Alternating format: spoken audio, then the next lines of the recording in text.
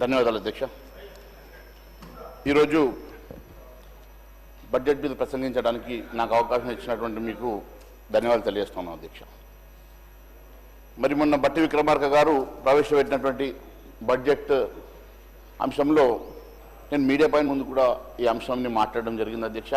ఇది పూర్తిగా హామీలను పాతరేసే బడ్జెట్గా, ఇచ్చినటువంటి హామీలను ఎగవేత చేసేటువంటి బడ్జెట్గా ఉన్నదని, మరి పూర్తిగా పేదల సంక్షేమాన్ని పాతరేసి తెలంగాణకు మొండి చేయించేటువంటి బడ్జెట్గా ఉన్నదని నేను మొన్న చెప్పడం జరిగింది అధ్యక్ష.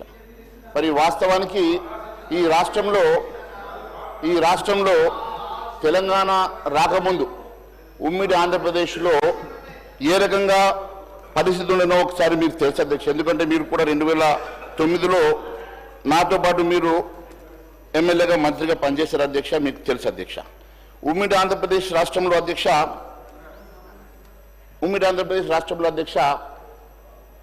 జిఎస్డిపి కేవలం 5 లక్షల కోట్లు మాత్రమే ఉండే అధ్యక్ష. కానీ అప్పటి ప్రభుత్వం కేవలం పొదుపుగా 19% మాత్రమే వారు దాని అప్పు తీసుకొచ్చేసి రాష్ట్రంలో ఎన్నో సంక్షేమ కార్యక్రమం నడిపించినటువంటి అంశాలు మీకు తెలుసు అధ్యక్ష. కానీ తెలంగాణ రాష్ట్రం కోసం ఒకవైపు ఉద్యమం వస్తే, తెలంగాణ రాష్ట్రం వస్తే బంగారు తెలంగాణ వస్తుంది, బతుకులు బాగుపడతాయని చెప్పేసి ఎంతో ఆశగా తెలంగాణ రాష్ట్రం కోసం ఉద్యమంలో అనేక మంది అన్ని వర్గాల ప్రజలు తెలంగాణ ఉద్యమంలో పాల్గొని తెలంగాణ రాష్ట్రం సాధిస్తే అధ్యక్ష, ఈరోజు తెలంగాణ రాష్ట్రం అంతా అప్పుల కుప్పగా మారి తెలంగాణ రాష్ట్రం దేనికోసం వచ్చిందంటే కేవలం అప్పుల కుప్పగా మార్చుకోవడానికి తెలంగాణ రాష్ట్రం వచ్చినట్టుగా చాలా స్పష్టమవుతుంది అధ్యక్ష.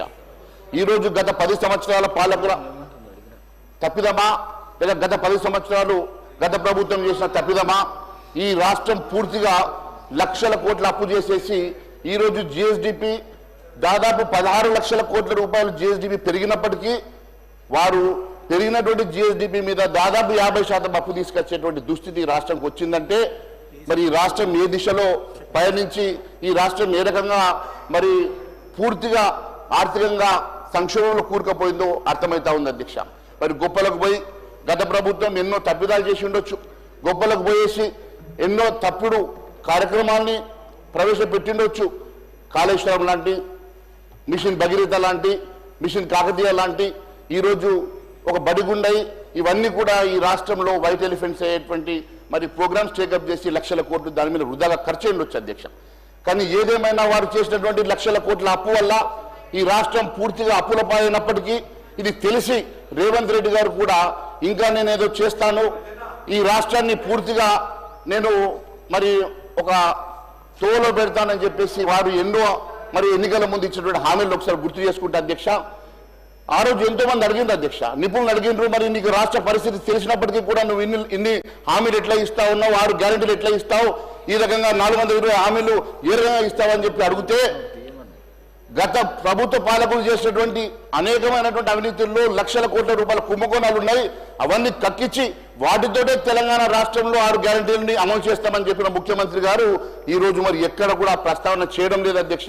14 నెలలైనా మరి ఏ ఒక్కరి మీద కేసు పెట్టలేదు, ఏ ఒక్క విచారణ పూర్తి కాలేదు, ఏ ఒక్క రూపాయి కూడా రికవరీ చేయని పరిస్థితిలో ఉందంటే మరి వారు చేసింది మరి అబద్ధపు మరి హామీలా ఒకసారి తెలియజేయాల్సిన అవసరం ఉన్నదని నేను తెలియజేస్తా ఉన్నాను అధ్యక్ష.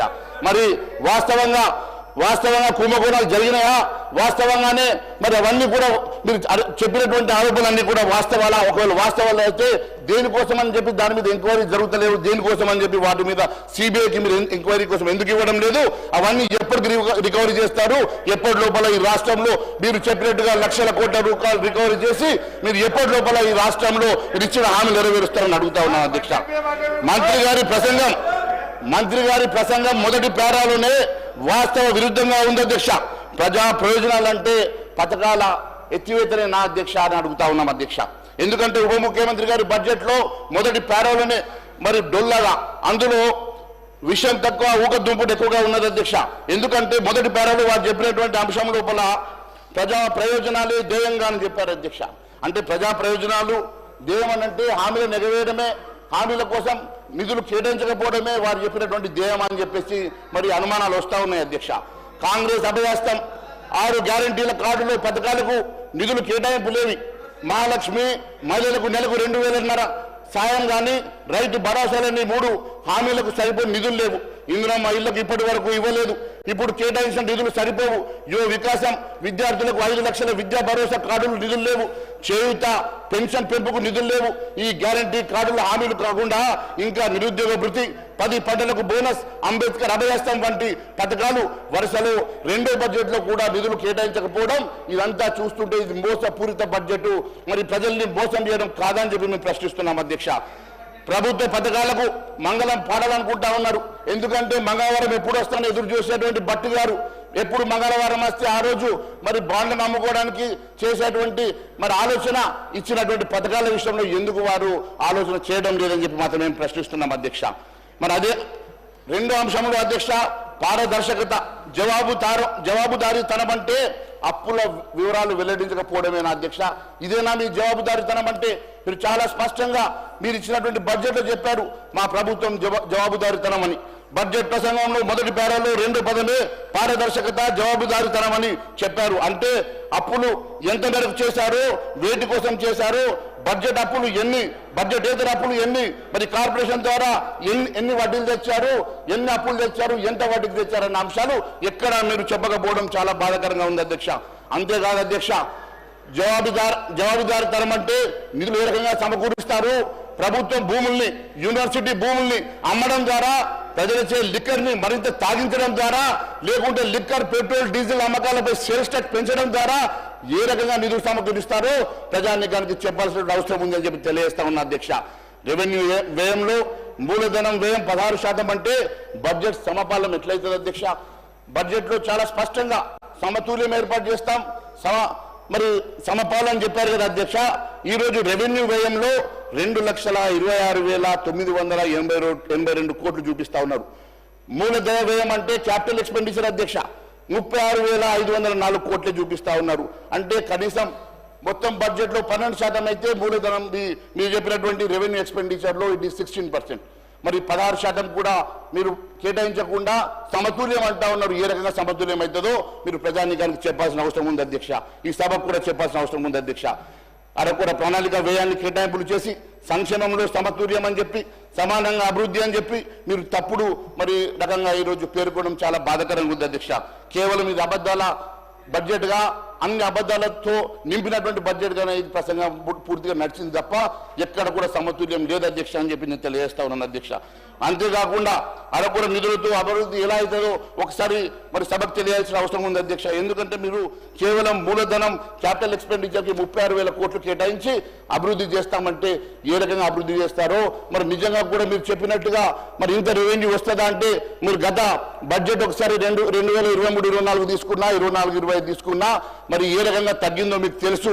30,000 కోట్లు ఈసారి 60,000 కోట్లు గతంలో తగ్గినప్పుడు మీరు ఏ రకంగా మరి మూలధనాన్ని కూడా మరి క్యాపిటల్ ఎక్స్పెండిచర్ ని కూడా స్పెండ్ చేస్తారో మరి సభకు తెలియజేయాల్సిన అవసరం ఉంది అధ్యక్ష. ఏ రాష్ట్రంలో అయినా అభివృద్ధి, సంక్షేమం సమపాలనలు ఉంటేనే సమగ్ర ప్రగతి సాధ్యమవుతుంది అధ్యక్ష. అందుకే బ్యాలెన్స్ బడ్జెట్ అంటే రెవెన్యూ వ్యయం, మూలధన వ్యయం సమానంగా ఉండాలి. కానీ ఇక్కడ సమానత్వం లేకుండా 16% మాత్రమే మీరు క్యాపిటల్ ఎక్స్పెండిచర్ పెట్టి ఈ రకంగా మీరు మోసం చేయడం కాదని చెప్పి నేను తెలియజేస్తా ఉన్నాను అధ్యక్ష.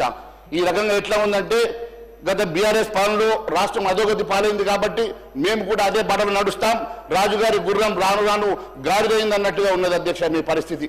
ఇంకా సంక్షోభంలో తీసుకెళ్లే ప్రయత్నం చేస్తా ఉన్నారు. గతంలో ఉన్నటువంటి అప్పులను ఇంకా అప్పుల కుప్పగా మార్చి సంక్షోభం దిశగా ఈ రాష్ట్రాన్ని తీసుకెళ్లే దిశగా మీరు వెళ్తా ఉన్నారు.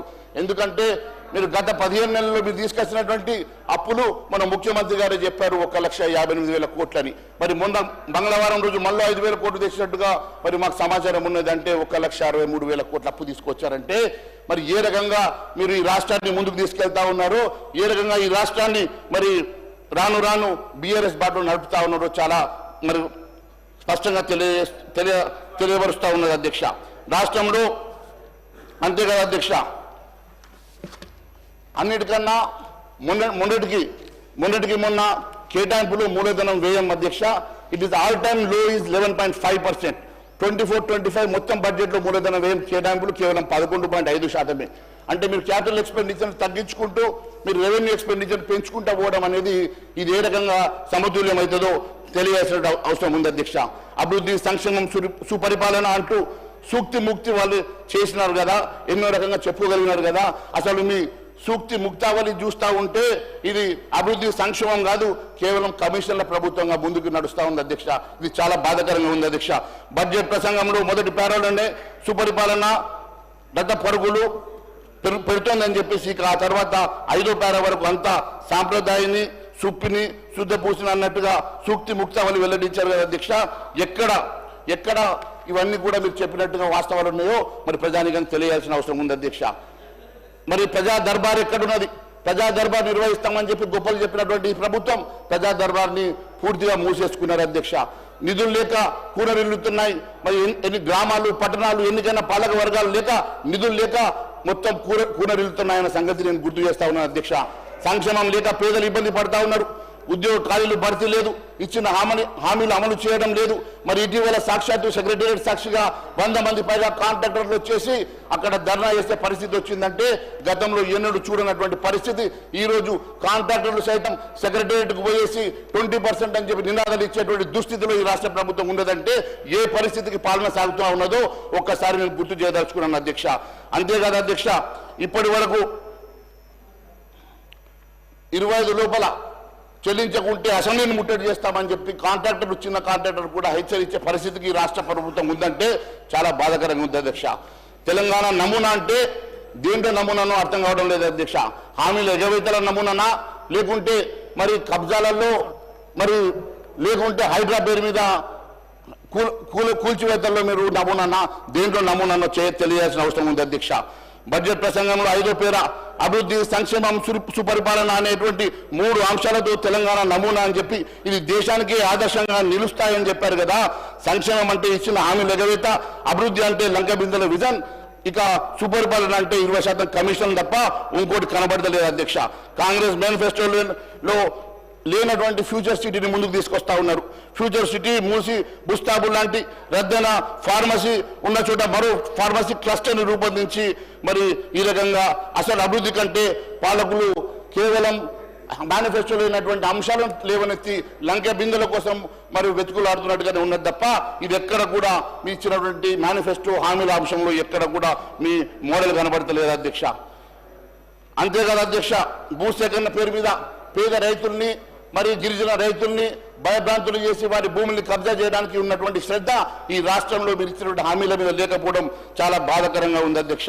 అంతేకాదు అధ్యక్ష, ఈరోజు బడ్జెట్ ప్రసంగం 6వ పారాగ్రాఫ్లో తెలంగాణ రైజింగ్ 2050 అనే ప్రణాళికతో ఆర్థిక వ్యవస్థను ముందుకు పోతుందని చెప్పుకున్నారు అధ్యక్ష.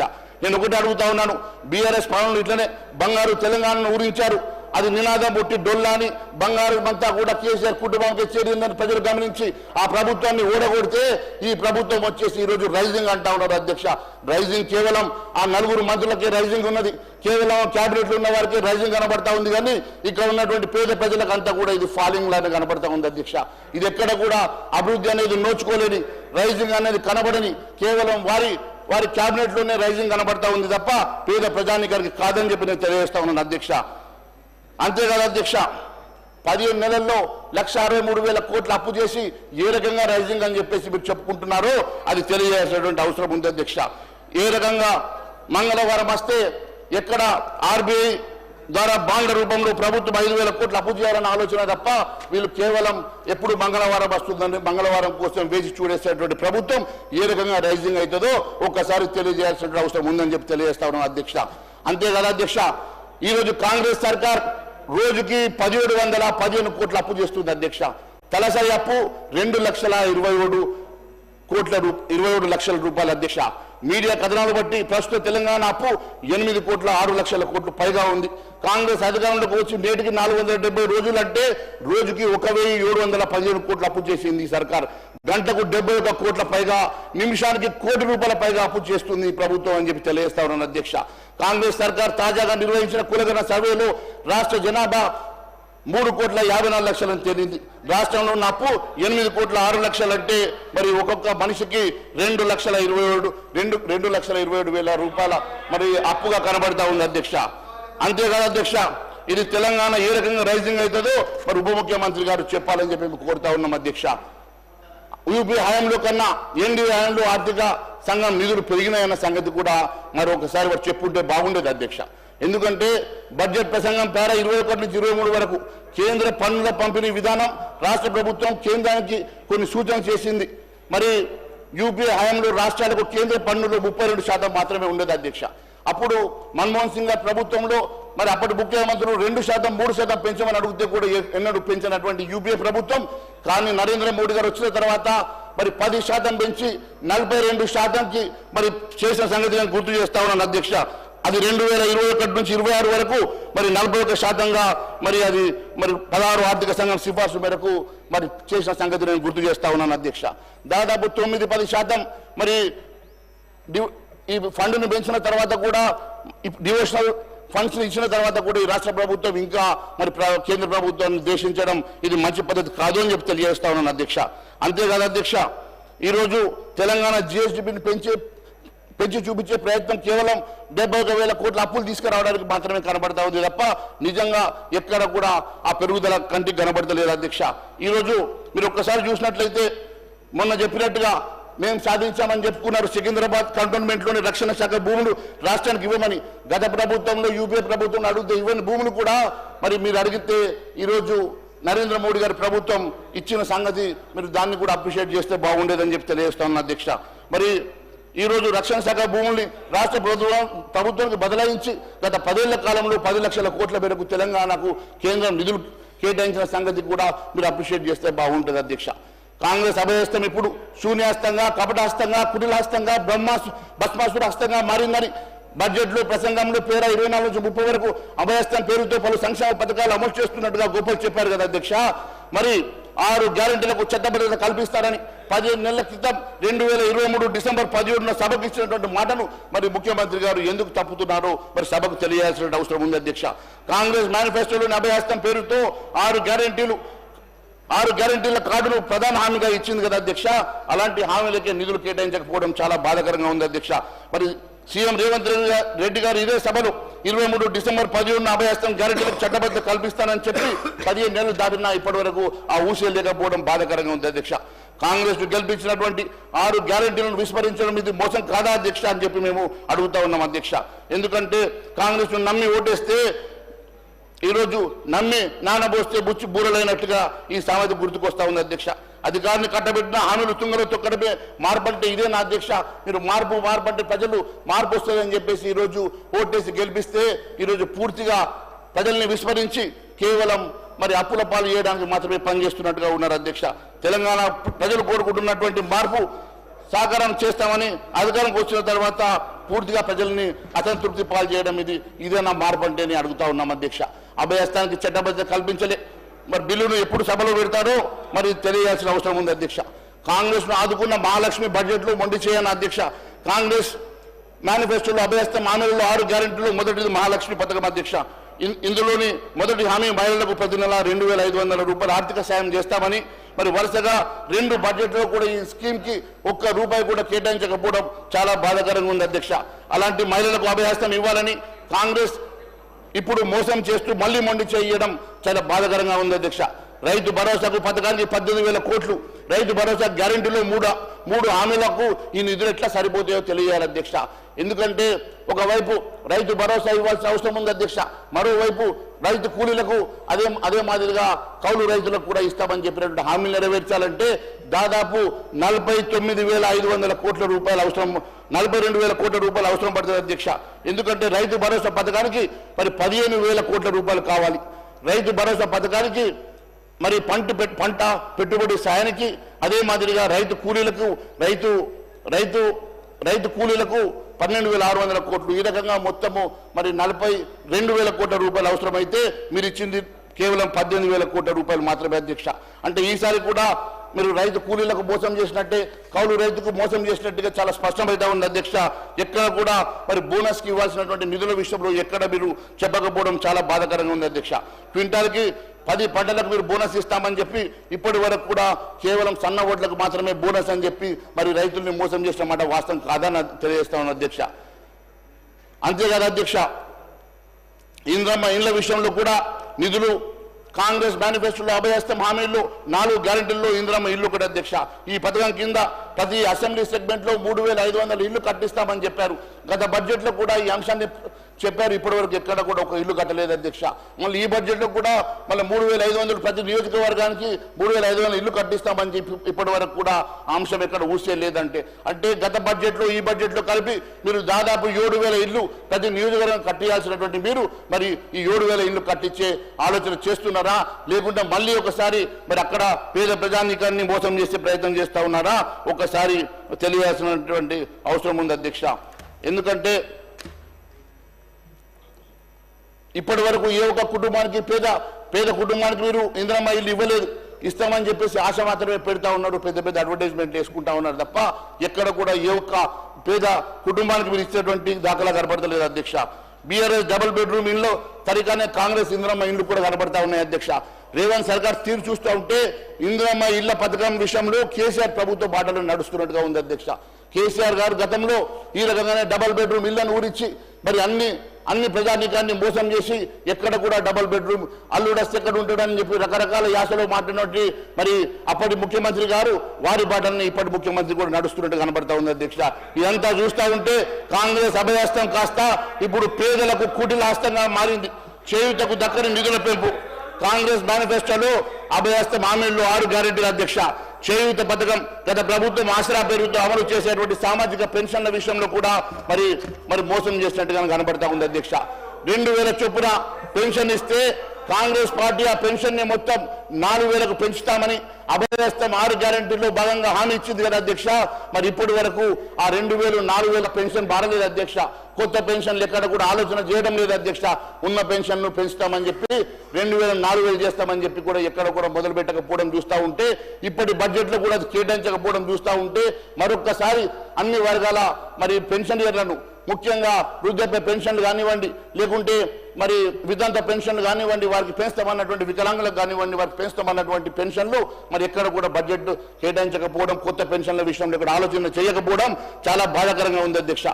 ఆరోగ్యశ్రీ పరిమితి పెంచారు కానీ ఆరోగ్యశ్రీ ఎక్కడ కూడా మరి గతంలో ఆరోగ్యశ్రీ నెట్వర్క్ ఆసుపత్రులకు ఇవ్వాల్సినటువంటి పెండింగ్ బకాయిలు చెల్లించకపోవడంతో మొన్న జనవరిలో 10 రోజుల పాటు ఆరోగ్యశ్రీ సేవల్ని వాళ్ళు నిలిపేస్తే కొన్ని వేల మంది మరి ఆ రోజు పేషెంట్స్ అందరూ కూడా ఇబ్బందులు పడ్డ సంగతి నేను గుర్తు చేస్తా ఉన్నాను అధ్యక్ష.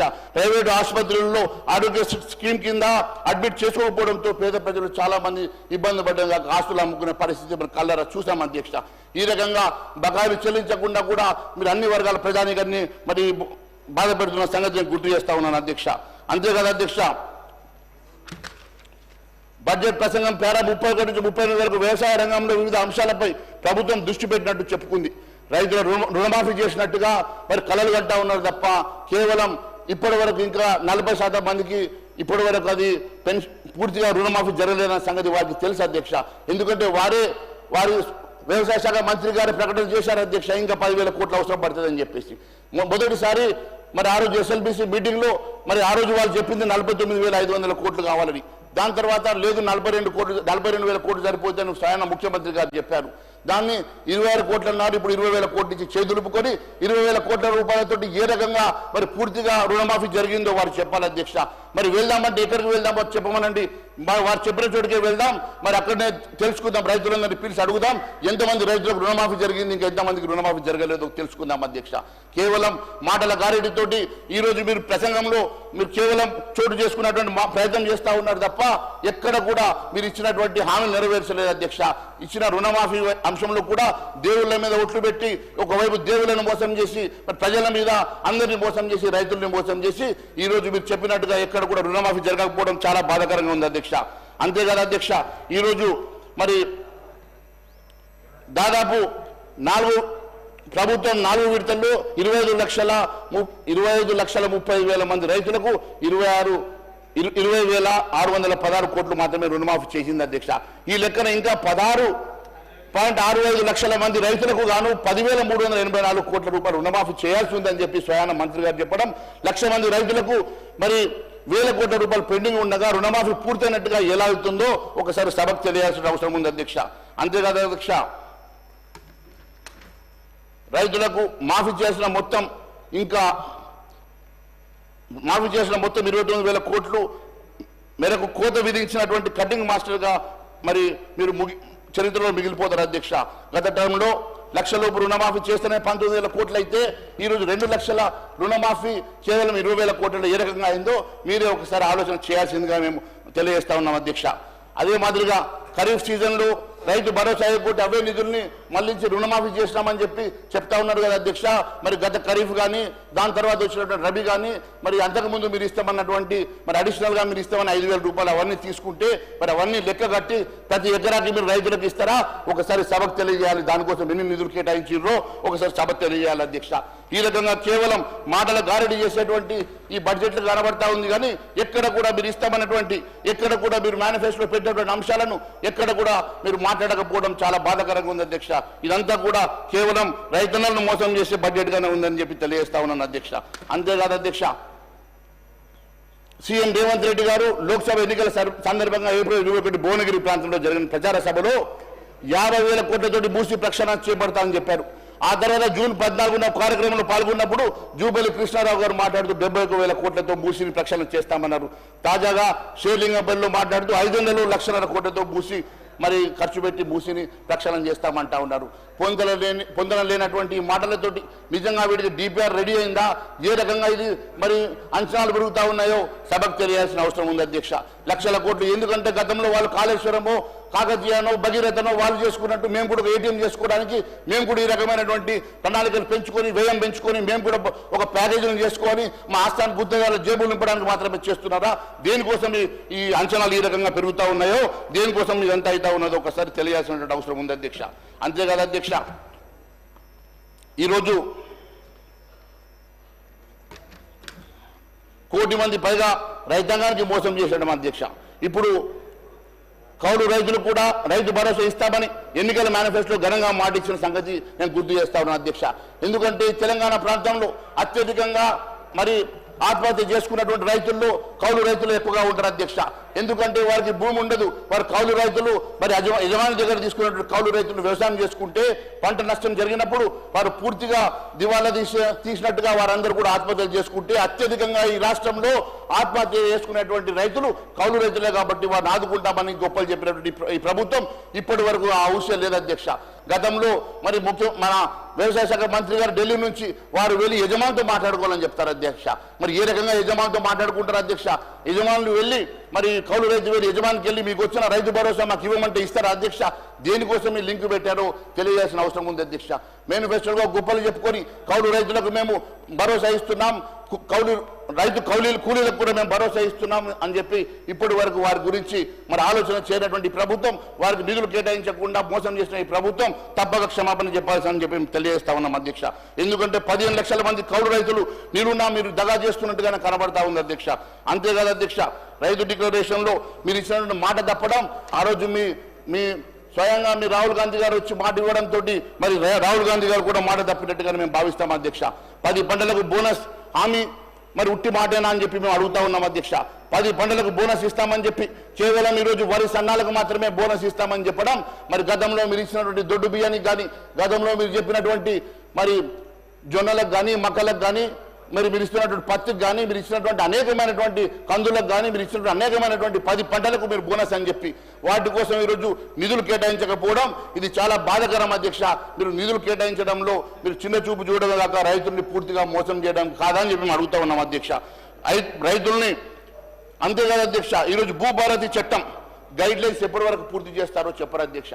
ఎందుకంటే గతంలో మేము ఈ భూభారతి మీద మాట్లాడినప్పుడు మరి స్వయంగా మంత్రి శ్రీనివాస్ రెడ్డి గారు లేచి దీనికి మరి ఆ రోజు ఫోరెన్సిక్ ఆడిట్ చేస్తామని చెప్పారు అధ్యక్ష. ఇప్పటి వరకు ఆ అంశం మీద ఎక్కడ కూడా మాట్లాడతలేదు అధ్యక్ష. ఎందుకంటే అధ్యక్ష, బడ్జెట్ ప్రసంగం పారా 42, 43లో భూభారతి గురించి ప్రస్తావించారు అధ్యక్ష. చరిత్రాత్మకంగా సంస్కరణలు చెప్పుకున్నారు అధ్యక్ష.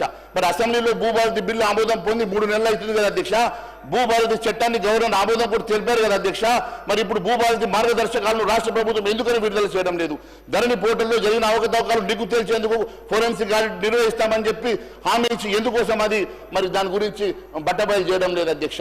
ఎందుకంటే అధ్యక్ష, 22A భూముల గుట్టు ఎప్పుడు బయట పెడతారు? ఎందుకంటే స్వయంగా మంత్రి గారే చెప్పారు, రెవెన్యూ మంత్రి పొంగులేటి శ్రీనివాస్ రెడ్డి గారే చెప్పారు, గత డిసెంబర్ జరిగినటువంటి అసెంబ్లీ సెషన్స్ లో ఉప ముఖ్యమంత్రి బట్టి విక్రమార్క గారు మరియు రెవెన్యూ మంత్రి పొంగులేటి శ్రీనివాస్ రెడ్డి గారు మాట్లాడుతూ సుమారు 25,000 ఎకరాలు చేతులు మారాయి. 2014కి ముందు 22A కింద ఉన్న భూముల్ని 2014 నుంచి 23 వరకు మధ్యలో జాబితా నుంచి తొలగించినట్టు భూముల లెక్కలు కూడా తీస్తున్నాం. మరి ఖచ్చితంగా ఫోరెన్సిక్ ఆడిట్ చేపడితే భూ లావాదేవీలు వెనుక ఉన్నటువంటి గుట్టు బయటపడుతుందని చెప్పేసి మరి చెప్పినటువంటి శ్రీనివాస్ రెడ్డి గారు దాని మీద గమ్మున ఎందుకు కూర్చున్నారో సభకు తెలియాల్సిన అవసరం ఉంది అధ్యక్ష. 2.5 లక్షల కోట్ల విలువైన 2.5 లక్షల కోట్ల విలువైన 25,000 ఎకరాల అసైన్డ్ భూములు అన్యాక్రాంతమైనట్టుగా సిట్ విచారణ మరి దాని గురించి ఎందుకు మాట్లాడతలేరు అధ్యక్ష? మరి ఆ చట్టసభలో ఆ రోజు స్వయంగా మంత్రి పొంగులేటి శ్రీనివాస్ రెడ్డి గారు ఉప ముఖ్యమంత్రి బట్టి విక్రమార్క గారు చెప్పిన అంశాన్ని మాట్లాడుతున్నాం అధ్యక్ష. నేను డిబేట్ అవ్వడం లేదు. 22Aలో మీరు చెప్పినటువంటి 25,000 ఎకరాల భూమి అన్యాక్రాంతమైనటువంటి అసైన్డ్ భూమి గురించి మాట్లాడుతున్నాను అధ్యక్ష. అదిగాక ఫారెస్ట్ భూముల సంగతి ఏంది? అది కాకుండా అనేకమైనటువంటి మరి కొన్ని లక్షల కోట్ల రూపాయలు విలువైనటువంటి భూముల సంగతి కూడా అడుగుతా ఉన్నాను అధ్యక్ష. లక్షల కోట్ల రూపాయలు విలువైనటువంటి భూములు అన్యాక్రాంతమై మరి అవన్నీ కూడా ధరలు మీరు మటుమాయం చేసింది గత ప్రభుత్వం. లక్షల కోట్లు దోచుకున్నారు. ఆ భూమి అంతా కూడా దోచుకున్నటువంటి సొమ్ముని మరి కక్కిస్తారు, వాటితోటి 6 గ్యారెంటీలు పూర్తి చేస్తామని చెప్పిన ముఖ్యమంత్రి గారు ఇప్పటి వరకు ధరణిలో జరిగినటువంటి మరి ఆ మిస్అప్రాపరేషన్ ఎందుకు బయట పెడతలేరో తెలియజేయాల్సిన అవసరం ఉంది అధ్యక్ష. తెలంగాణ ప్రత్యేక రాష్ట్రంలో ఏర్పాటైన తర్వాత అధ్యక్ష, తెలంగాణ రాష్ట్రం ప్రత్యేకంగా ఏర్పాటైన తర్వాత 2014 నుంచి 23 వరకు జరిగినటువంటి భూ లావాదేవీలు సుమారు 25,000 అసైన్డ్ భూముల అన్యాక్రాంతమైనట్లు మంత్రి తెలిపారు కదా. ఇబ్రహీంపట్నంలోనే 10,000 ఎకరాలు అన్యాక్రాంతమని చెప్పారు కదా. మరి అక్కడ ఉన్నటువంటి ఒక ఎకరానికి 10 కోట్ల రూపాయలు విలువ అని చెప్పారు కదా. ఇవన్నీ భూముల సంగతి మరి ఎప్పుడు లోపల ఇవన్నీ కూడా మరి నిగ్గు తేలుస్తారో తెలియాల్సిన అవసరం ఉంది అధ్యక్ష. ఎందుకంటే సిట్ ప్రత్యేక దర్యాప్తు బృందం ఏర్పాటు చేయాలని ప్రభుత్వం భావిస్తున్నట్లు మీడియాలో లీకులు వచ్చాయి. మరి ఏమైంది? తెలియక ఏం జరిగింది? ప్రభుత్వం సిట్ వేయలేదు, భూములు అన్యాక్రాంత విచారణ మొదలు ఇప్పుడు అవుతుందని చెప్పి అడుగుతా ఉన్నాం అధ్యక్ష. విద్యాశాఖకు సరిపోయే నిధులేవి? పాఠశాలల్లో ఫీజుల నియంత్రణకు మరి నిర్దిష్ట విధానం ఏమున్నదని చెప్పి అడుగుతా ఉన్నాం అధ్యక్ష. నేను వాళ్ళ గురించి అడుగుతా ఉన్నాను. బడ్జెట్ ప్రసంగంలో పేర 45 నుంచి 56 వరకు విద్యారంగం గురించి ప్రస్తావించారు కదా అధ్యక్ష. మరి నిధులు మాత్రం సరిపోవు, కేటాయించకపోవడం బాధాకరం అధ్యక్ష. ఎందుకంటే మీ మేనిఫెస్టోలో పెట్టారు 15% నిధుల్ని విద్యాశాఖకు కేటాయిస్తామని చెప్పారు. మరి ఇప్పటి వరకు సొంత భవనాలు లేనటువంటి గురుకులు కానీ, సొంత భవనాలు లేనటువంటి అనేకమైనటువంటి మరి రెసిడెన్షియల్ స్కూల్స్ కానీ మరి అవన్నింటినీ కూడా మేము కట్టిస్తామని చెప్పారు. మరి దేనికోసం అని చెప్పి 15% మీరు నిధులు కేటాయించలేదు. మరి 15% నిధులు కేటాయించాలంటే ఈ రాష్ట్రానికి 45,000 కోట్ల రూపాయలు మరి నిధులు కేటాయించాలా? కేవలం 23,000 కోట్ల రూపాయలు నిధులు కేటాయించి చేయి దులుపుకునే ప్రయత్నం చేస్తా ఉన్నారంటే మీరు కనీసం సగం కూడా నిధులు మరి విద్యాశాఖ కేటాయించకుండా ఏ రకంగా నాణ్యమైనటువంటి విద్య మీరు అట్టడుగు బడుగు బలైన వర్గాలకు మరి అక్కడ చదువుతున్నటువంటి విద్యార్థులకు ఇస్తారో తెలియజేయాల్సిన అవసరం ఉన్నది అధ్యక్ష. కేవలం మీరు బడ్జెట్లో మీరు మాటల్లో గొప్పలు చెప్పుకునే ప్రయత్నం చేస్తా ఉన్నారు, కానీ ఎక్కడ కూడా బడ్జెట్లో కేటాయింపులు ఎక్కడ కూడా అది కనబడతలేదని చెప్పి నేను తెలియజేస్తా ఉన్నాను అధ్యక్ష. ఫీ రెగ్యులేషన్ కమిటీ ఏర్పాటు చేస్తామని, విద్యా కమిషన్ ఏర్పాటు చేసి ఫీజులు నియంత్రిస్తామని చెప్పి మరి నిర్దిష్ట విధానాన్ని ఇప్పటి వరకు ఖరారు చేయకపోవడం చాలా శోచనీయం అధ్యక్ష. కాంట్రాక్టర్ బిల్లులకు చెల్లించడానికి నిధులు ఉంటాయి అధ్యక్ష, ఫీ రియంబర్స్మెంట్కి మాత్రం మీకు నిధులు ఉండవంటే చాలా బాధాకరం అధ్యక్ష. కాంగ్రెస్ మేనిఫెస్టోలో మరింత మెరుగ్గా ఫీ రియంబర్స్మెంట్ స్కీమ్ను అమలు చేస్తామని మరి ఏమైంది? ఫీజు రియంబర్స్ చెల్లకుండా గత నెల 20 జరగాల్సిన సెమిస్టర్ పరీక్షలు నిర్వహించేది లేదని చెప్పి డిగ్రీ కాలేజ్ యజమానులు చెప్తున్నారంటే వారికి ఫీ రియంబర్స్మెంట్ లేకుంటే మేము ఎగ్జామ్స్ కూడా నిర్వహించమని చెప్పి మరి ప్రైవేట్ యాజమాన్యాలు చెప్తూ ఉన్నాయంటే ఏ రకంగా ఈరోజు మరి ఫీ రియంబర్స్మెంట్ పరిస్థితి ఉన్నదో ఒకసారి ఆలోచన చేయాలి అధ్యక్ష. ఈరోజు గురుకులు ప్రభుత్వ పాఠశాలలో ఫుడ్ పాయిజనింగ్ అంశంలో కూడా పలువురు విద్యార్థులు మరణించినట్టుగా మనము పేపర్లో చూస్తా ఉన్నాం అధ్యక్ష. ఆ మరణాలన్నీ కూడా ప్రభుత్వ హత్యలుగా మేము భావించాల్సి వస్తుంది అధ్యక్ష. ఎందుకంటే ఈ ప్రభుత్వం బాధ్యత అధ్యక్ష. తాండూరు గురుకుల పాఠశాలలో ఫుడ్ పాయిజనింగ్, విద్యార్థులకు అస్వస్థత, నారాయణపేట జిల్లా మునుగూరు ఉన్నత పాఠశాలలో ఫుడ్ పాయిజనింగ్, హైకోర్టు తీవ్రంగా ఆగ్రహించినటువంటి సంగతి. వారంలో 3 సార్లు ఫుడ్ పాయిజనింగ్ జరిగితే అధికారులు ఏం చేస్తున్నారని నిలదీసిన హైకోర్టు. కొమరం భీం ఆసిఫాబాద్ జిల్లా వాంకిటి గురుకుల పాఠశాలలో ఫుడ్ పాయిజనింగ్, 60 మంది విద్యార్థులకు అస్వస్థత, చికిత్స పొందుతూ శైలజ అనే విద్యార్థి మృతి. ఇలా గురుకుల పాఠశాలలో జరిగిన గత ఏడాది కాలంలో జరిగినటువంటి ఫుడ్ పాయిజన్ చూస్తూ ఉంటే మరి 4 విద్యార్థులు కూడా చనిపోయినట్టుగా కథనాలు మరి పేపర్లో చూసాం మధ్య. 1000 మందికి పైగా అస్వస్థత చెందినట్టు కూడా మరి చూసాం అధ్యక్ష. ఇవన్నిటిని కూడా మరి ప్రభుత్వం ఎందుకు మరి వెల్లడించడం లేదు, దాని మీద ఎందుకు మరి విచారణ చేయడం లేదో తెలియజేస్తా ఉన్నాం అధ్యక్ష. 15 నెలలుగా విద్యాశాఖకు మంత్రి కూడా లేకపోవడం, మరి విద్యాశాఖ మంత్రి లేకుండా ఇంత పెద్ద వ్యవస్థను మరి నడపడం చాలా మరి బాధాకరంగా ఉంది అధ్యక్ష. నిరుద్యోగులకు ఇచ్చిన హామీల సంగతి కూడా అధ్యక్ష పూర్తిగా నిరుద్యోగుల్ని మరి ఈ ప్రభుత్వం విస్మరించిన మాట. ఎందుకంటే పారాగ్రాఫ్ 57 నుంచి 70 వరకు యువత ఉద్యోగాలు అనే టైటిల్ కింద యువతకు జాబ్స్ ఉపాధి అవకాశాల కల్పన కాంగ్రెస్ సర్కార్ ఆలోచన చెప్పించారు. సరే, కాంగ్రెస్ మేనిఫెస్టోలో ఇచ్చిన హామీలు అమలు గురించి ఎందుకు ప్రస్తావించలేదు?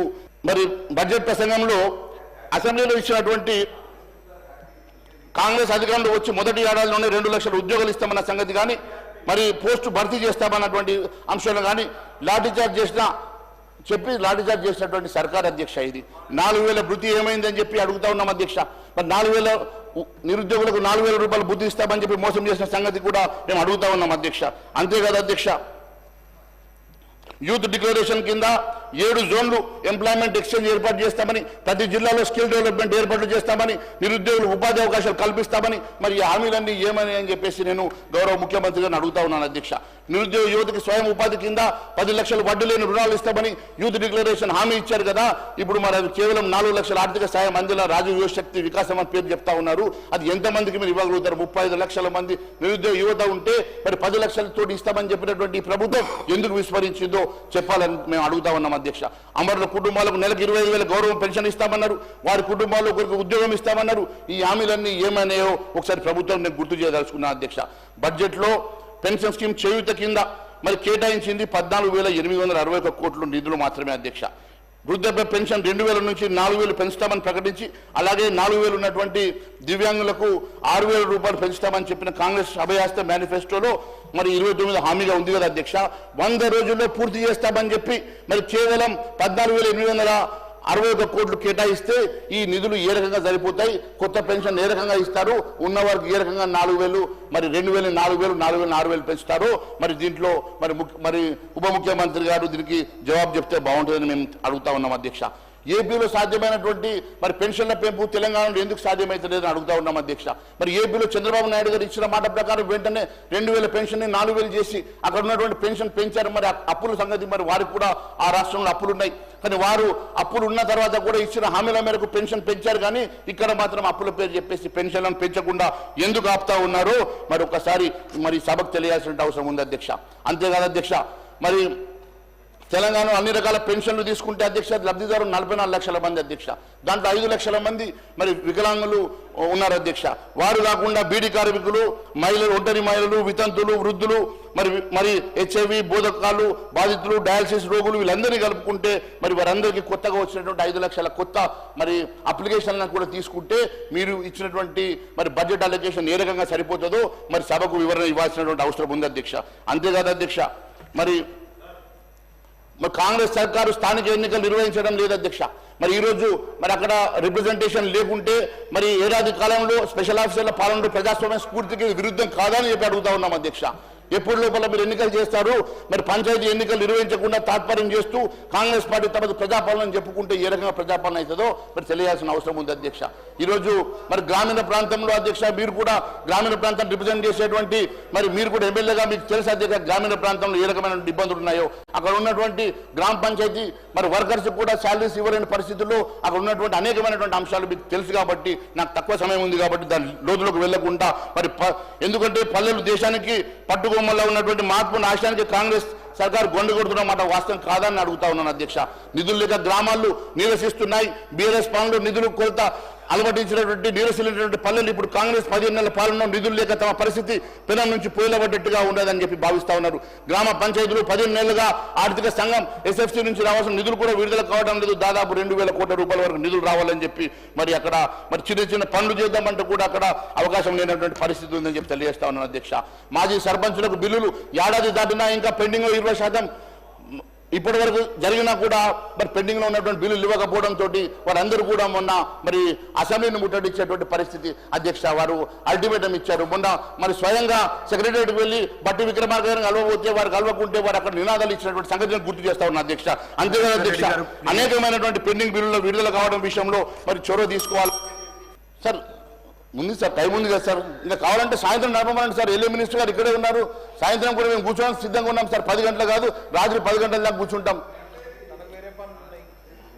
మరి అంతేకాదు అధ్యక్ష, స్థానిక సంస్థలకు మరి నిధుల కేటాయింపు లోపల మీరు శ్రద్ధ ఎందుకు చూపడలేదు? అరకొర నిధులతోటి మహిళా సంక్షేమం సాధ్యమేనా అని అధ్యక్ష. ఎందుకంటే మహిళా సంక్షేమం కోసం బడ్జెట్లో కేటాయించింది 2862 కోట్ల అధ్యక్ష. అంటే ఈ నిధులతో మహాలక్ష్మి పథకం 2500 ప్రతి నెల ఇవ్వాలంటే సాధ్యం కాదని తెలుసు. అంటే మీరు అప్పుడే మంగళం వాడేసినట్టుగా చాలా స్పష్టమవుతుంది అధ్యక్ష. మీరు ఇస్తామన్నటువంటి మరి కాలేజీలకు వెళ్ళే విద్యార్థులకు స్కూటీలు ఇస్తామన్న సంగతి, మరి పెళ్ళైన వారికి తులం బంగారం ఇస్తామన్న సంగతి, మరి మహిళలకు 2500 రూపాయలు ప్రతి నెల ఇస్తామన్న సంగతి మరి ఏ రకంగా సాధ్యమవుతుంది? ఏ రకంగా ఈ నిధులు మీరు కేటాయించారో ఒకసారి సభకు తెలియజేస్తే బాగుంటుంది అధ్యక్ష. మహిళల్ని ఆడపడుచుల్ని మీరు ఇచ్చిన మాట తప్పి మరి ఆ మహిళల్ని ఆడపడుచులు మోసం చేసిన మాట వాస్తవం కాదా? మరి ఈ రకంగా మరి స్కీములు మొదలు ఈ డబ్బుతోటి మీరు చేయగలుగుతారని చెప్పి అడుగుతా ఉన్నాను అధ్యక్ష. అంబేద్కర్ అభయహస్తం పథకం నిధులు లేవు అధ్యక్ష. ఇది ఎస్సీ ఎస్టీలకు దగా చేయడం కాదని అడుగుతా ఉన్నాను అధ్యక్ష. ఎస్సీల సంక్షేమం కోసం గత ప్రభుత్వం దళిత బంధు పేరుతో 10 లక్షలు ఇస్తామని చెప్పి అరకొరగా ఇస్తే మరి ఆ ప్రభుత్వం మీద కోపంతో ఈ ప్రభుత్వాన్ని గెలిపిస్తే మీరు 12 లక్షల రూపాయలు ఇస్తామని చెప్పారు కదా అధ్యక్ష. మరి 12 లక్షల రూపాయలు ఇప్పటి వరకు ఎంతమందికి ఎన్ని కుటుంబాలకు ఇచ్చారు? మరి ఏ నియోజకవర్గానికి మేము తీసుకెళ్ళినా మేము రావడం సిద్ధంగా ఉన్నాం. మరి కనీసం ఒక్క కుటుంబం కన్నా మీరు 12 లక్షల రూపాయలు దళిత సోదరులకు గిరిజన సోదరులకు ఏమైనా ఇచ్చారని చెప్పి మేము ప్రశ్నిస్తున్నాం అధ్యక్ష. కేవలం మీరు మేనిఫెస్టోలో పెట్టిన అంశాలు మాత్రమే నేను మాట్లాడుతూ ఉన్నాను. ఈ రకంగా ఎస్సీ ఎస్టీలను పూర్తిగా మోసం చేశారని తెలియజేస్తా ఉన్నా అధ్యక్ష. బీసీ సబ్ ప్లాన్ చట్టబద్ధ చేయదని అడుగుతా ఉన్నాం అధ్యక్ష. బీసీ సబ్ ప్లాన్ లో కూడా మీరు పెట్టినటువంటి మేనిఫెస్టోలో 20,000 కోట్ల రూపాయలు మీరు అలొకేట్ చేస్తామని చెప్పారు అధ్యక్ష. కేవలం ఈరోజు 11,000 మాత్రమే మీరు అలొకేట్ చేశారు అధ్యక్ష.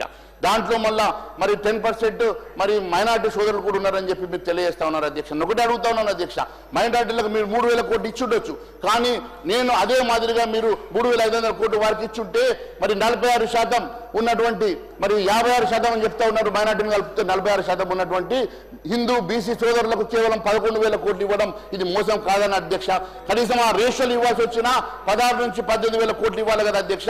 మీరు ఆ రేషియోలో కూడా మరి హిందూ బీసీ సోదరులకు మోసం చేయడం కాదా? మీరు చెప్పినట్టుగా 20,000 కోట్ల రూపాయలు ఇస్తామని చెప్పి హిందూ బీసీ సోదరులను మోసం చేయడం కాదని అడుగుతా ఉన్నాను అధ్యక్ష. లక్షల ఎకరాల్లో పంటలు ఎండుతున్న సంగతి ఇరిగేషన్ శాఖ మంత్రి గారి గురించి అధ్యక్ష. నేను ఒకటి అడుగుతా ఉన్నాను అధ్యక్ష, కాంగ్రెస్ మేనిఫెస్టో అమలు మేరకు పెండింగ్ లో ఉన్నటువంటి అనేకమైనటువంటి మరి ప్రాజెక్టులు పూర్తి చేస్తాం, తక్కువ డబ్బుతోటి ఎక్కువ ఆయకట్టేటువంటి పెండింగ్ లో ఉన్నటువంటి టేలెన్ లో ఉన్నటువంటి ప్రాజెక్టులు పూర్తి చేస్తామని స్వయంగా మంత్రి గారు అనేక సార్లు చెప్పారు అధ్యక్ష. కానీ ఈరోజు కొత్త ప్రాజెక్టుల మీద మరి దండిగా 1,000 కోట్ల రూపాయలు మీరు అలొకేట్ చేసే అంశం లోపల మీరు చూస్తున్నటువంటి శ్రద్ధ, బడా కాంట్రాక్టర్ల కోసం మీరు పెట్టినటువంటి శ్రద్ధ ఈరోజు చిన్న కాంట్రాక్టర్లకు టేలెన్ లో ఉన్నటువంటి చిన్న మరి టేలెంట్ వర్క్స్ ని కంప్లీట్ చేయడంలో ఎందుకు శ్రద్ధ చూపిస్తలేరని అడుగుతా ఉన్నాను అధ్యక్ష.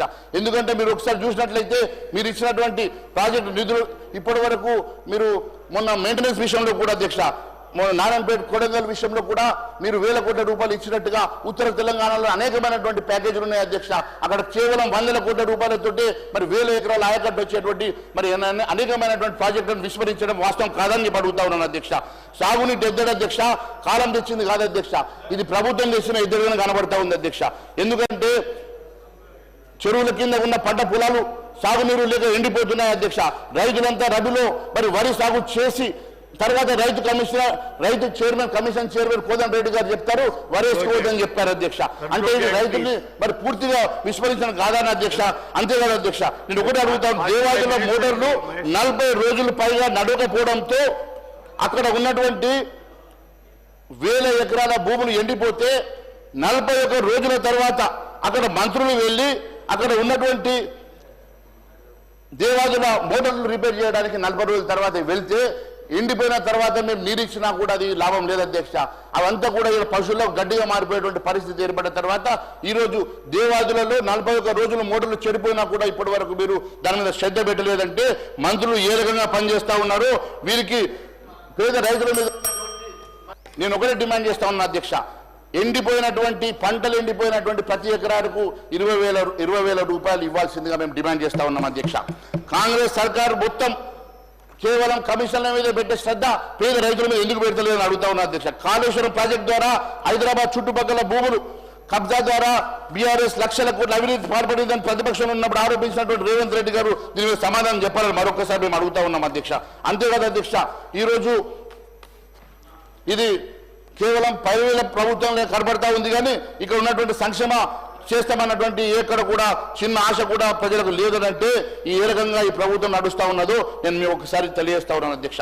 హైకమాండ్కి కప్పం కట్టడానికి కేవలం మంత్రుల వసూళ్లకు మాత్రమే ఈ ప్రభుత్వం నడుస్తుంది తప్ప నిజంగా ఉద్యోగులకు వేల కోట్ల రూపాయలు బాకీ పడ్డది ఈ సర్కార్ అధ్యక్ష. ఇటీవల ఉద్యోగ ఉపాధ్యాయ సంఘాలు జేఏసీ నేతలు డిప్యూటీ సీఎం భక్తి విక్రమార్క కలిసి తమకు దాదాపుగా 10,000 కోట్లు బకాయి ఉందని వెంటనే విడుదల చేయాలని కోరిందంటే ఏ పరిస్థితుల్లో ఈ ప్రభుత్వం ఉందో అర్థమైంది అధ్యక్ష. బడా కాంట్రాక్టర్ల బిల్లులకే మోక్షం తప్ప చిన్న కాంట్రాక్టర్లకు మాజీ సర్పంచులకు ఉద్యోగుల బకాయిలకు పెండింగ్ లో ఉన్నటువంటి వాటి కోసం ఎక్కడ కూడా ఈ ఆలోచన చేయనటువంటి ప్రభుత్వం అధ్యక్ష. అంతేకాదు అధ్యక్ష, గత జనవరి 9 జిహెచ్ఎంసీ వద్ద కాంట్రాక్టర్లకు రావాల్సిన 1,100 కోట్ల రూపాయల బిల్లులు చెల్లించాలని చెప్పి ప్రదర్శన చేసి ఇద్దరు ఆత్మహత్య ప్రయత్నం చేయడం కూడా బాధాకరం అధ్యక్ష. అంతేకాదు అధ్యక్ష, రైతు భరోసా కోసం చేసినటువంటి మరి అప్పుడు కూడా దాదాపు ఇక్కడ 1,000 కోట్ల రూపాయలు 40,000 కోట్ల రూపాయల విలువైన భూములను తాకబెట్టి ఈ రోజు 10,000 కోట్లు తెచ్చి 9,000 కోట్లు రైతులకు రైతు భరోసా ఇస్తామని చెప్పి వారికి ఇవ్వకుండా మరి బడా కాంట్రాక్టర్లకు మరి బిల్లుల కోసం ఖర్చు పెట్టడం అంటే ఇది ఎంత బాధాకరం అంటే ప్రభుత్వ సభను కూడా తప్పుదో పట్టించడమేనా అధ్యక్ష. అంతేకాదు అధ్యక్ష, ఈ రోజు రైతు భరోసా స్కీమ్ అమలు చేసేందుకు ప్రభుత్వం వద్ద నిధులు లేకపోగా టీఐసీ ద్వారా ఉన్న హైదరాబాద్ విలువైనటువంటి భూములు అధ్యక్ష వాటిని కూడా యూనివర్సిటీ భూములు కూడా అమ్మడానికి ప్రయత్నం చేయడం ఇది చాలా బాధాకరం అధ్యక్ష. అంతేకాదు అధ్యక్ష, బిల్లుల మీద శ్వేతపత్రం విడుదల చేయాలని చెప్పి మేము డిమాండ్ చేస్తా ఉన్నాం అధ్యక్ష. అంతేకాదు అధ్యక్ష, ఇంత స్థాయిలో భారీ అవినీతి ఈ ప్రభుత్వం చేస్తుందని కాంగ్రెస్ ఎమ్మెల్యేలే మాట్లాడుతున్నారంటే బాటంగానే కాంగ్రెస్ ఎమ్మెల్యేలు చెప్తున్నారంటే ఏ పరిస్థితుల్లో ఈ రాష్ట్ర ప్రభుత్వం నడుస్తుందో ఒకసారి చివరిగా తప్పుడు అంచనాలతో బడ్జెట్ సైజ్ పెంచారనేది అధ్యక్ష. 2025-26 బడ్జెట్ అంచనాలు మొత్తం 3,04,965 కోట్ల అధ్యక్ష. రెవెన్యూ ఏం 2,26,982 కోట్ల అధ్యక్ష. మూలధనం కేవలం 36,504 కోట్ల అధ్యక్ష. బడ్జెట్ రాష్ట్ర ఆదాయంలో 2,29,000 కోట్లు పైగా చూపారు అధ్యక్ష. 24-25 సవరించిన బడ్జెట్ గణాంకాలు తీసుకుంటే అధ్యక్ష 2,02,000 కోట్లు చూపిస్తున్నారు అధ్యక్ష. అంటే అక్కడ రాబడి దాదాపుగా మరి తగ్గిపోయింది అధ్యక్ష. దాదాపు 27,000 కోట్లు తగ్గింది అధ్యక్ష. 23-24లో కూడా ఏడాది వచ్చిన ఆదాయము 1,69,000 కోట్లే అధ్యక్ష. ఇప్పుడు కూడా దాదాపుగా ఇదంతా కూడా 40,000-50,000 కోట్లు తగ్గుతుంది. గతంలో ఏం చెప్పాం, ఇప్పుడు కూడా చెప్తా ఉన్నాం అధ్యక్ష. రెవెన్యూ తగ్గించి మీరు కేవలం మీ సైజు పెంచుకునే ప్రయత్నం చేస్తా ఉన్నారు, గొప్పలు పోయే ప్రయత్నం చేస్తా ఉన్నారు అధ్యక్ష. బీఆర్ఎస్ బాటలో కాంగ్రెస్ నడుస్తుందని చెప్పి జానారెడ్డి గారు మాట ఒకసారి నేను గుర్తు చేస్తా ఉన్నాను అధ్యక్ష. గత 10 ఏళ్లుగా బీఆర్ఎస్ సర్కార్ చేసిన తప్పిదాన్ని ఇప్పుడు కాంగ్రెస్ సర్కార్ చేస్తుంది. కాంగ్రెస్ ప్రతిపక్షం ఉండగా అప్పటి అధికారంలో బీఆర్ఎస్ ఇలాగే భారీ బడ్జెట్ అసెంబ్లీ పెట్టినప్పుడు అప్పటి ప్రతిపక్ష నేత జానారెడ్డి గారు రాష్ట్రానికి వచ్చే సొంత ఆదాయము, కేంద్రం నుంచి వచ్చే నిధులు, అప్పులు చేయడానికి ఉన్న వెసులుబాటు అన్నింటినీ సరిగా బేరీజు వేసుకోకుండా కాంగ్రెస్ సర్కార్ అప్పుడు కేసీఆర్ సర్కార్ తప్పు చేసిందని చెప్పి చెప్పారు అధ్యక్ష. మరి బడ్జెట్ ఆశల పల్లెకిలు ఊరేగించి మాదిరిగా ఉందని ప్రజలను భ్రమింపజేసినట్టుగా అప్పుడు చెప్పారు కదా అధ్యక్ష. ఇప్పుడు మరి మీరు అదే పాటలు నడుస్తున్నమాట వాస్తవం కాదని అడుగుతా ఉన్నాను అధ్యక్ష. అంచనాల బడ్జెట్ 1,000 కోట్ల కోతలు లేకుండా సవరించే బడ్జెట్ ఉంటుందా? ఈరోజు రివైజ్ ఎస్టిమేషన్ లేకుండా మీ బడ్జెట్ ఉంటుందా? సవరించే బడ్జెట్ లేకుండా ఈ బడ్జెట్ ఉంటుందా? ఒకసారి సభకు మరి గౌరవ ఉప ముఖ్యమంత్రిగా తెలియజేయాలని చెప్పి నేను తెలియజేస్తాను అధ్యక్ష. సార్ మొన్న కూడా సార్ నేను అసెంబ్లీకి వచ్చేటప్పుడు సార్ మరి పోలీసులు డిటైన్ చేసిన సంగతి నేను గుర్తు చేస్తా ఉన్నాను అధ్యక్ష. ఇది పేజ్ నెంబర్ 274లో అధ్యక్ష. ఇప్పుడు when a member is arrested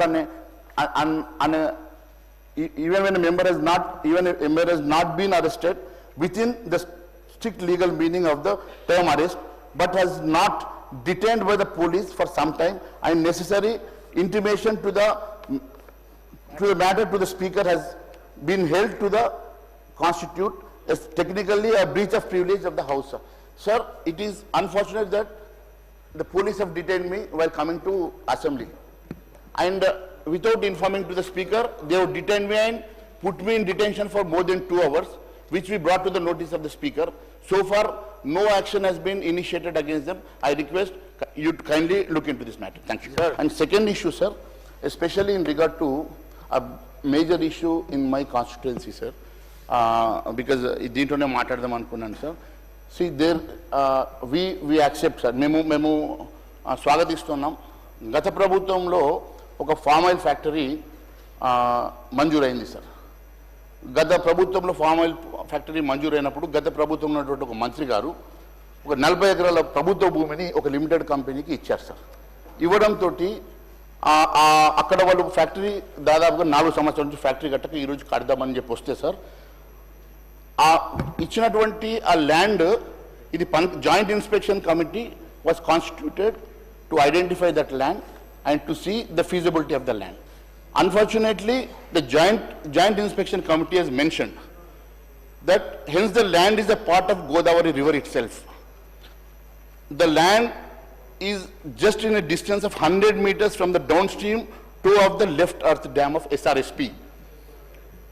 Any construction activity in this area will lead to further increase in seepage and it may lead to piping action underneath the left earth dam.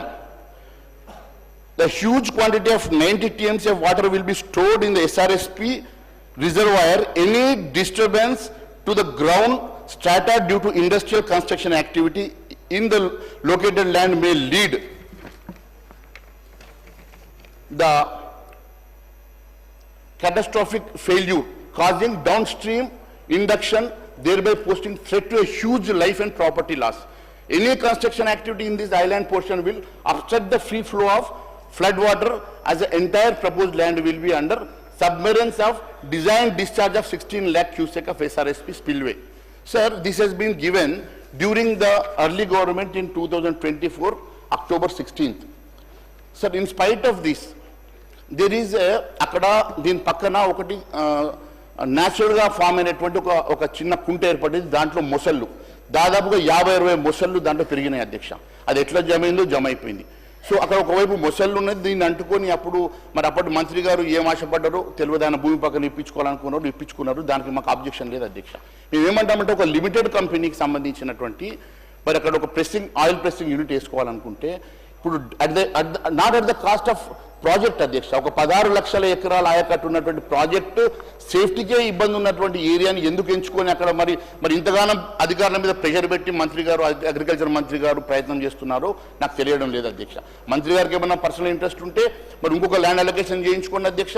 వెంటనే ఇంకోటి అధ్యక్ష, అక్కడ ఉన్నటువంటి మేము స్వాగతిస్తున్నాం అధ్యక్ష, అక్కడ ఉన్నటువంటి మరి ఫామ్ ఆయిల్ రైతులకు అన్యాయం జరగకుండా వెంటనే కొనుగోలు కేంద్రాలను ఏర్పాటు చేయాలా, వెంటనే ఆల్టర్నేటివ్ ల్యాండ్ లోపల ఆ ప్రాజెక్ట్ నిర్మాణం చేయాలని చెప్పి